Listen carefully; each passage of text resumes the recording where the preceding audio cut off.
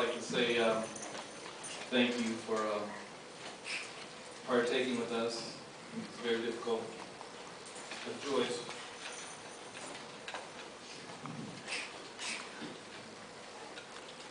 Boy, Nathan, I'd be the one to cry. I like to first say that it was Julie's responsibility to do this.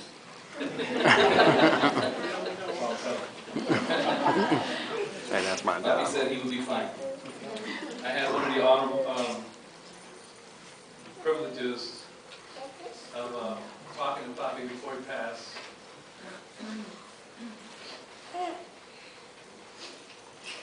By far the most difficult things that I've ever done to sit there and ask my dad how he wanted service. Boy, he was there. And Papi was straight to the point. He said, keep it simple. So I will keep it simple relationship. Stop. It's evident by everyone who's present here, everyone that has passed and gone through here today, and those that are still present. I mean, it's evident. Papi was all about relationships. So many of you have known him for many years. I look across the room and I see people that I haven't seen in, wow, 25, 30 years. But today you're here. So that one word, I think I picked the right word, relationships. Now I'll break the relationships down in four. Papi's relationships that were important to him was his relationship with his extended family, his brothers, his sisters, my cousins, his friends, his co-workers. Those were important to him.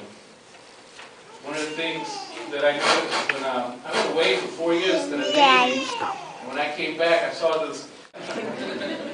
I'm like, what's going on here? You know what I mean? I was like, we all grew up around Mommy and Papi. Now, their kids have the privilege to go around my mom and dad. And, you know, a lot of times, people are like, Edia did a great job, but a lot of these kids look forward to coming to spend time with Theo Eddie. They really look forward to spending time with Theo Eddie. Not that they dislike being with my mom, they love my mom, but there's just something about being around Theo Eddie.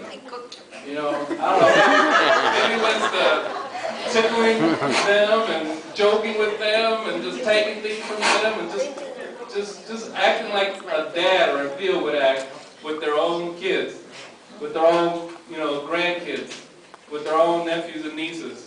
Papi didn't see it like these are my great-grandkids. He saw it as my nephews and nieces.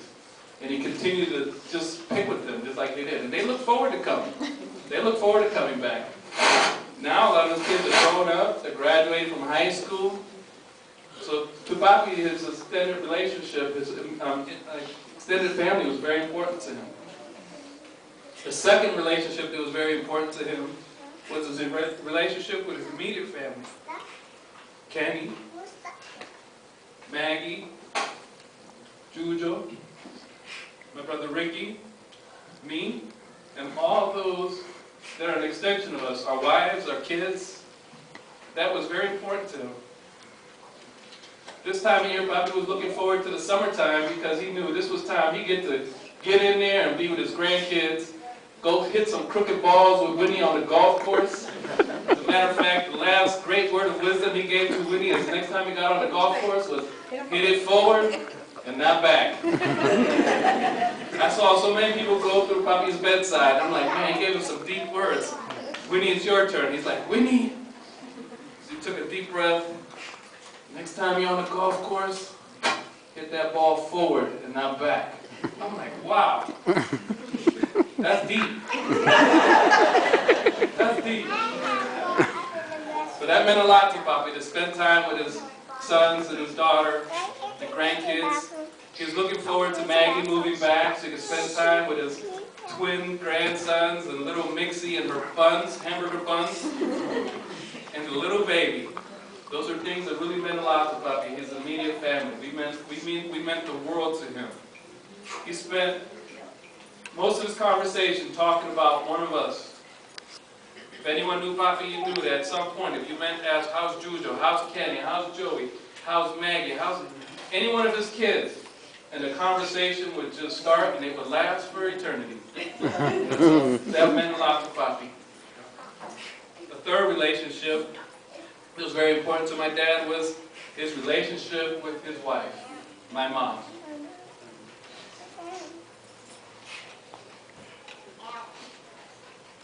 My dad loved my mom.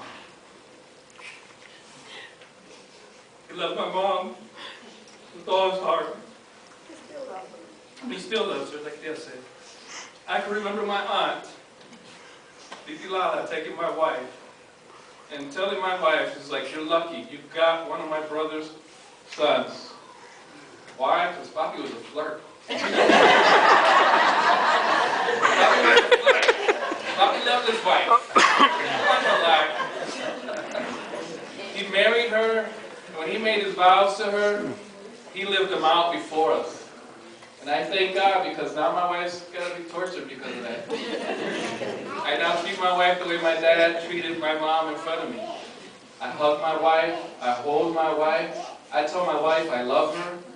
I pinch my wife. Those are extensions of what my dad taught me indirectly. He loved you, Mommy.